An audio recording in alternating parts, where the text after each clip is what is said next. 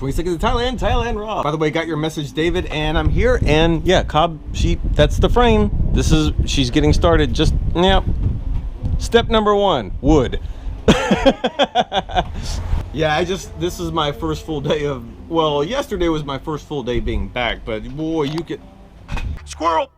Hold on. Well, first, look at how beautiful the sky is here. Ouch. Insert dramatic music.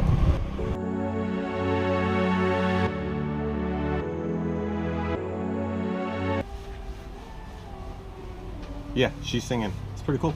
So a few of you were asking about what airlines did I fly when I was flying from Thailand. And if you get to the end of this video, you're gonna see how I find these flights. Airlines, how I find them, and flying the airlines. Oh my God, it's very hot over here. In the past, I think the first 2 or 3 trips I ever made from America over to Thailand was airlines from Saudi Arabia, like Emirates, or is it Qatar? I think Qatar was the first one I ever flew, which was nice. And then I flew Emirates and I was like, oh my gosh, that's like being spoiled. This is not a promotion for any of these airlines. I just want to tell you the perks of some of these airlines. Emirates is one of the top airlines in the world, and if you ever fly with them, you will understand why. You can sit in economy, which I always do, and you still get 3 different menu choices to choose from. It's nice. When you get on an Emirates plane, the staff on the plane has boarding attire, flight attire, and deplaning attire. This is no joke. They dress 3 different times for one flight. The food was impeccable. The service was impeccable. The aircrafts that they use are top of the line, like the latest of the Boeings, the latest of the Airbus. And yes, Airbus 380A. Oh my gosh, that's the double-decker one.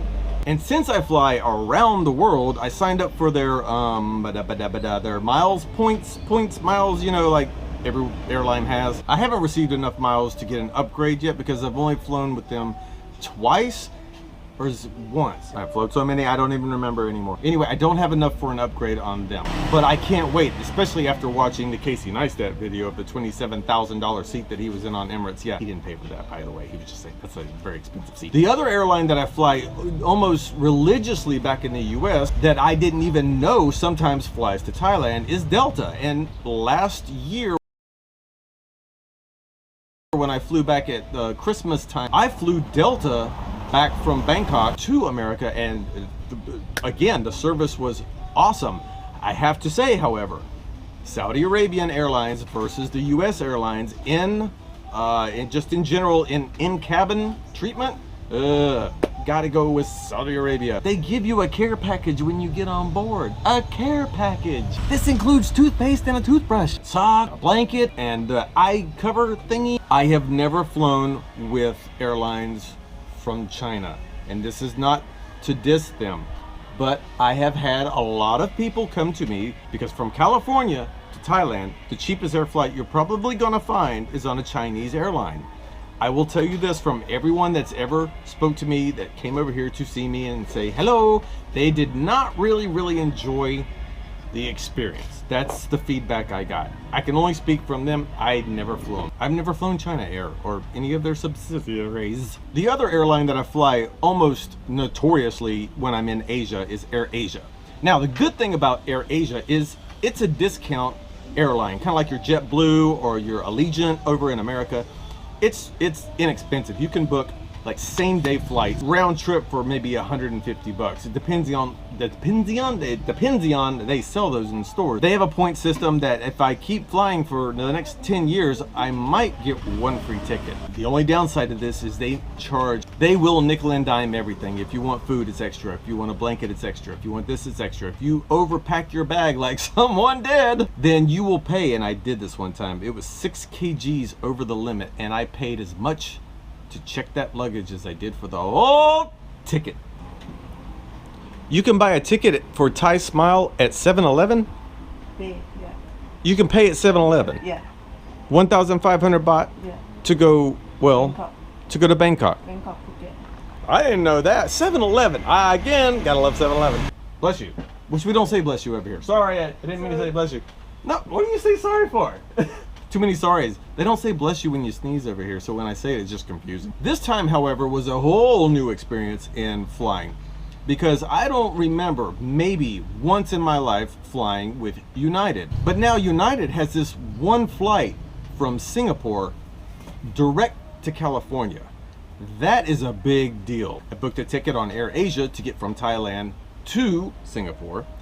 I hung out with Lionel, you saw the video. We eat at Chili's, that's what we do. And then flew United from Singapore to California, and then California to my final destination, which was Florida. Yes, once in America, I did have to lay over at some of their hubs like Chicago and Colorado, and to get to my final destination of Florida and then Greensboro, North Carolina. But that first flight, the long one from Singapore to California, that was a blessing to only have to do 14.5 hours in the cabin instead of having to do 5 to Japan, and then Japan to California, and then, oh my gosh, it can take a while.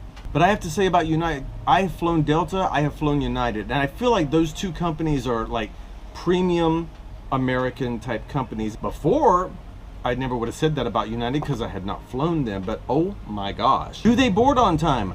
Yep. Do they land on time?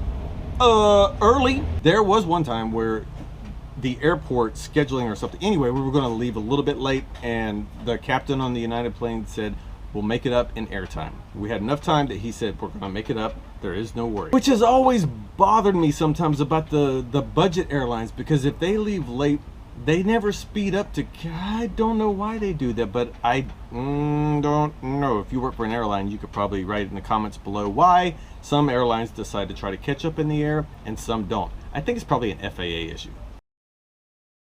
Rule number 1, check every app that you can. I have an app on my phone that says, hold on, it is called Jet Trader, and this is not an endorsement. That is a good quick app to see flights and see the cheapest price first. However, they do not include all of the airlines, so remember that when booking.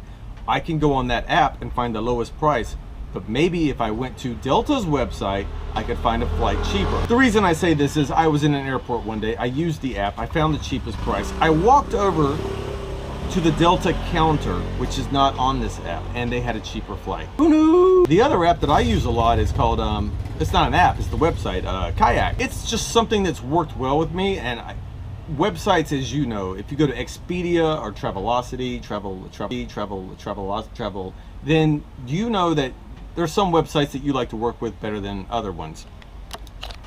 I like Kayak, so I use that one, and then I compare it with the apps, and then I go to the direct websites, and boy, do I do a lot of legwork. The other thing I do that a lot of people, this is a lot of legwork. If you can get to, obviously, New York or San Francisco or just the coasts, obviously the flight from the coast to Thailand is going to be a lot cheaper than the Midwest outward. So if you can find a budget airline and then get to the coast, that's the way to go. Just keep in mind how much it's going to cost you on the budget airlines to check your bags, because if you're coming here for a long time and you have 2 bags, that might run the ticket price way up to the point where you should have just booked with someone else. From the East Coast to Thailand is 9,500-ish miles. That's a long flight. But if, and like the last airline I flew on, goes west, we chased the sun. We were following the sun for over 6 hours. It was never dark. But if you get to the West Coast, then it's a lot shorter flight from the West Coast to Thailand. I would suggest travel to the West Coast. Take a few days off there. See LA, see San Francisco, see Washington. Chill out for a day or two, then get back on the plane, and then go to Thailand, because that's gonna be so long. So that's it about my flying. I flew Qatar, Delta, United, Emirates. Still love Emirates. Hey, and then when you get over here, say hello, and we'll talk to you then. That's all for the traveling advice from Thailand Rob, because it's probably not that good, and you shouldn't listen to anything that I had to say. Thank you. Goodbye. So a few of you were we're getting busy now.